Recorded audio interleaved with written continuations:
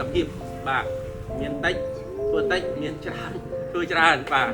ម្ដងនៅខាងនេះចឹងទៅម្ដងទៅខាងម្ដងមានជ័យចឹងទៅម្ដងទៅខាងព្រះវិហារទៅម្ដងទៅខាងពោធិ៍សាត់ទៅខាងបាត់ដំបងពោទៅកន្លែងផ្សេងទៀតបាទឲ្យបែបអីចឹងទៅតាមកន្លែងដែលចាក់ស្ដែងដែលកំពុងតែប្រឈមជាមួយនឹងវិបត្តិសង្គ្រាមឈ្លានពានមួយនេះ